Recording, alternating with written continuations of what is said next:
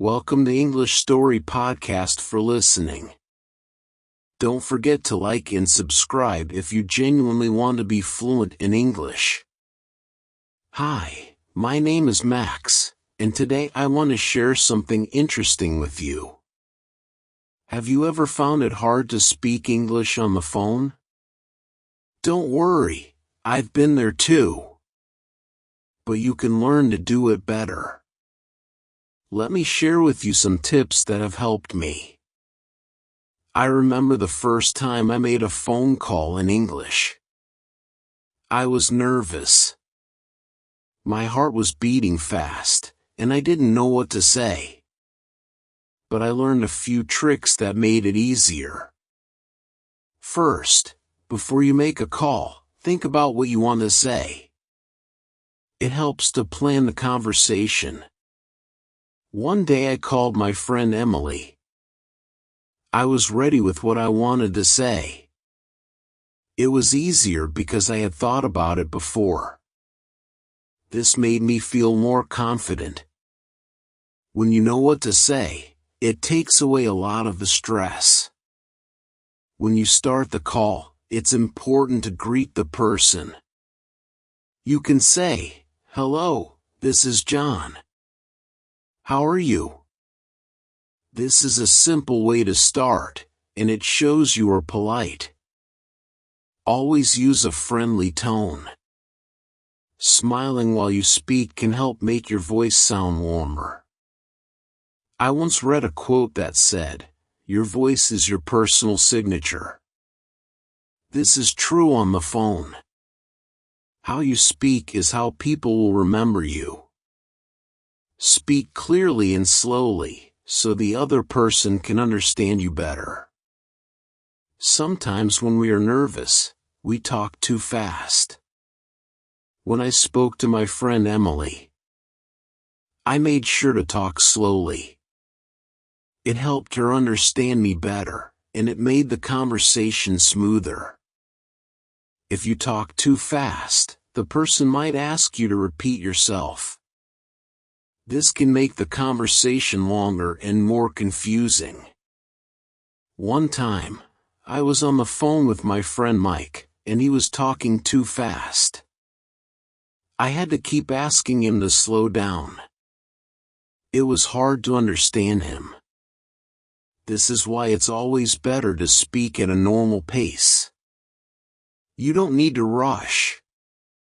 Another important tip is to listen carefully. Sometimes we focus too much on what we want to say next, and we forget to listen. If you listen closely, the conversation will feel more natural. You can respond better when you know what the other person is saying. I once had a phone call with my teacher, Mrs. Williams. She told me something important. Good communication is not just about talking. It's about listening. This stuck with me, and I always remember it. When I am on the phone, a good way to show that you are listening is by saying little things like, "I see," or "That makes sense." This shows the other person that you are paying attention. It also helps to keep the conversation flowing. One day, I was on the phone with a customer service agent. He was very helpful because he listened to everything I said. I felt like he really cared about my problem. This is what makes a good conversation, especially on the phone. Sometimes you may not understand everything the other person is saying. Don't be afraid to ask for clarification. You can say, "Could you please repeat that?" or "I didn't quite catch that. Can you say it again?" This is better than pretending to understand and getting confused later.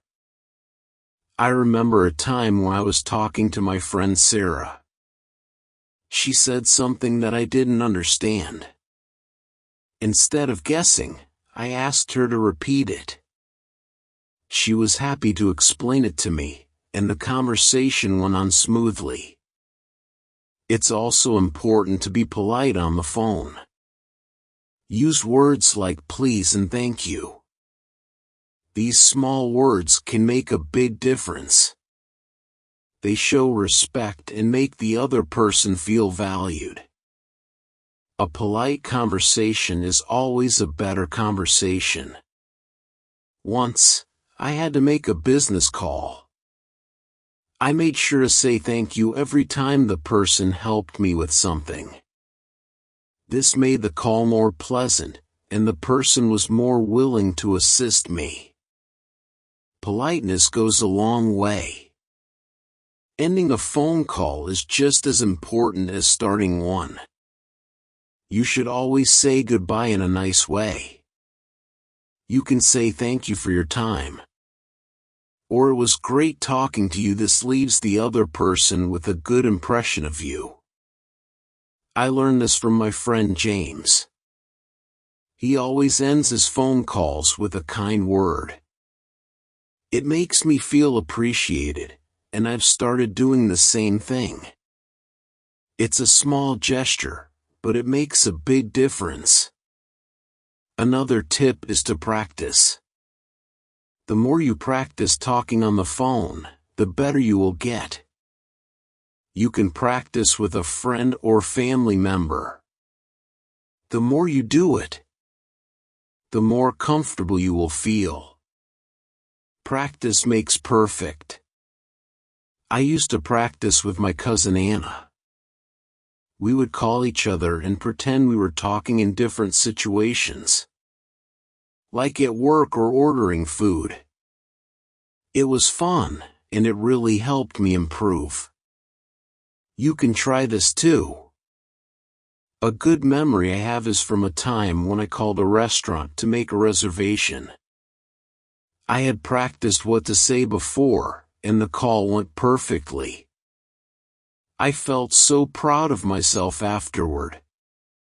This showed me that preparation is key. When talking on the phone, it's also good to know some common phrases. For example, if you want to ask about someone's day, you can say, I remember using these phrases when I called my friend Lucy. She was feeling down. So I asked her, how's your day going?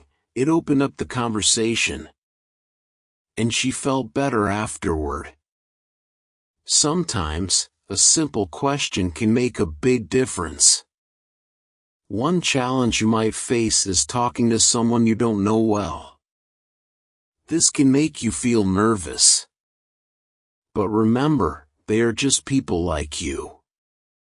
If you stay calm and polite, the conversation will go well. I once had to call a stranger for work. At first I was scared, but I reminded myself to stay calm. I used all the tips I've shared with you, and the call went smoothly. I realized that talking to new people on the phone isn't as scary as it seems. Sometimes during a phone call, there might be silence. This can feel awkward, but it's okay. You can fill the silence by asking a question or making a comment about something the person said. This keeps the conversation going. One time I was on a call with my friend David. There was a long pause, and it felt uncomfortable. I quickly asked him about his plans for the weekend, and the conversation picked up again. Small questions like this can help a lot. If you are making a business call, it's good to be professional. This means using formal language and being respectful. For example, instead of saying yeah, you can say yes. This shows that you are serious and respectful. I learned this from my boss, Mr. Johnson. He always speaks very professionally on the phone, and people respect him for it. I try to do the same when I make business calls. It makes a big difference in how people see you. If the call is personal, you can be more casual. You can use words like hey or hi. This makes the conversation feel more friendly and relaxed. It's important to know the difference between formal and casual language. I once called my friend Ethan, and I started the call by saying, "Hey, how's it going?" This made the conversation feel easy and fun. When you talk to friends, it's okay to be more relaxed and informal. Another thing to keep in mind is to be patient. Sometimes the person you're talking to might take a while to respond. Don't rush them. Give them time to think and answer. Patience is important in every conversation. I remember when I was on the phone with my grandmother. She speaks slowly, and sometimes it takes her a little longer to respond. I learned to be patient and wait for her to finish. It made our conversations much better. In a phone call, it's also helpful to be clear about your point. If you need something, say it directly but politely. For example, you can say, "I need some help with this," or "Can you give me more information about that?" I once called a store to ask about a product. I was clear about what I needed, and the person on the other end was able to help me quickly. Being direct saved time and made the conversation easier for both of us. Sometimes people might ask you questions that you don't know the answer to. That's okay. You can say, "I'm not sure, but I'll find out and get back to you." This shows that you are honest and willing to help. I remember when my friend Jessica asked me a question that I didn't know the answer to. Instead of guessing, I told her I would check and let her know later. She appreciated my honesty, and it made our conversation more trustworthy. It's also important to be positive on the phone. Even if the conversation is serious, try to stay calm and friendly. A positive attitude can make the conversation better for both you and the person you're talking to. One time I had a difficult phone call with my colleague Lisa. We disagreed about something, but I stayed calm and positive. In the end, we found a solution. This taught me that a good attitude can help solve problems. You might also need to leave a voicemail sometimes. If the person doesn't answer, you can leave a message. Be clear and brief. Say who you are, why you're calling, and how they can reach you. Always end with a polite goodbye. I remember leaving my first voicemail. I was nervous, but I kept it simple. I said, "Hi, this is Max. I'm calling about our meeting tomorrow. Please call me back when you have time." Thank you, it worked, and I got a call back the next day. In conclusion, talking on the phone in English doesn't have to be difficult. You can improve with practice and patience.